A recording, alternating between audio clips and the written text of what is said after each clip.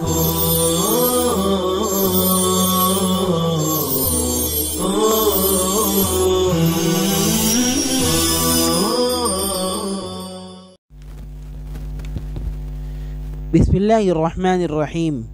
अपनी अक्ल से काम लीजिए। अक्ल एक ऐसा आला है जो इस्तेमाल करने से पुराना नहीं होता, बल्कि उसकी क़ुव्वत, हिद्दत और तेज़ी मज़ीद बढ़ती और निखरती है।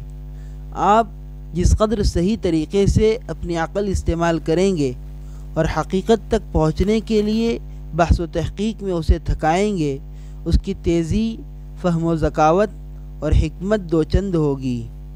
क्या आपने कभी अपनी अक्ल को अपनी तख्लीक के मकसद के बारे में बहस व जुस्तजू करने और आफ़ाक़ व अनफुस में फैली हुई क़ुदरत की निशानियों के बारे में तदब्बुर और तफ़क्कुर करने में इस्तेमाल किया, या आपने अपनी अक्ल को बेकार और हक़ीर चीज़ों में मशगूल रख कर जुमूद व तअत्तुल का शिकार बना दिया और अपने ज़हन व दिमाग को घटिया और लायानी चीज़ों में मशगूल रखा?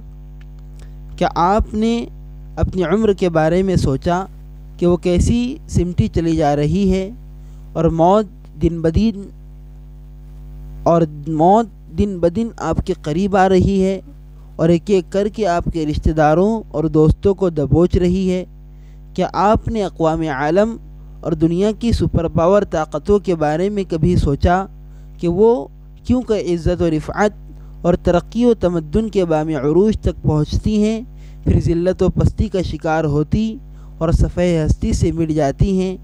एक मुकल्लफ़ इंसान होने के नाते आपके लिए ये सोचना लाजिम और ज़रूरी है कि मेरे पैदा किए जाने की गरज़ व गायत क्या है, इसलिए कि इस सवाल का ताल्लुक़ सबसे पहले बराह रास्त आपसे है, फिर आपके इर्द गिर्द फैली हुई सारी कायनात से, जिसका आप हर वक्त मुशाहदा करते रहते हैं, और उन तमाम अहवाल व कवाइफ से जो आपकी ज़िंदगी में आए रोज़ पेश आते रहते हैं।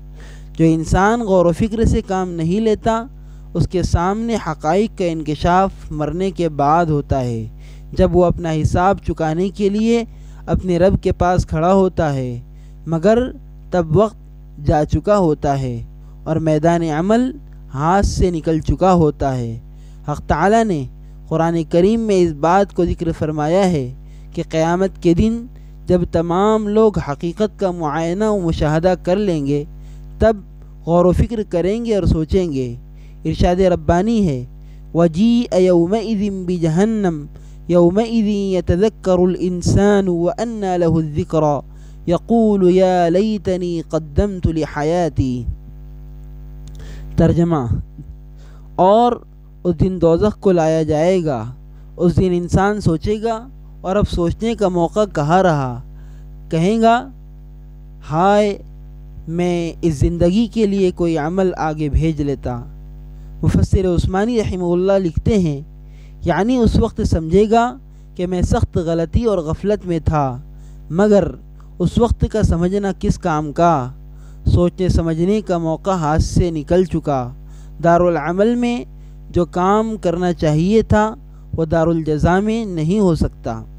अफसोस दुनिया की ज़िंदगी में कुछ नेकी करके आगे न भेजी। अफसोस दुनिया की ज़िंदगी में कुछ नेकी करके आगे न भेजी जो आज से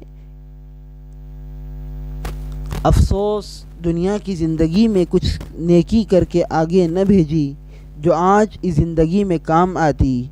यूं ही खाली हाथ चला आया, काश हसनात का कोई ज़ख़ीरा आगे रवाना कर देता जो यहाँ के लिए तोशा बनता। इंतहा।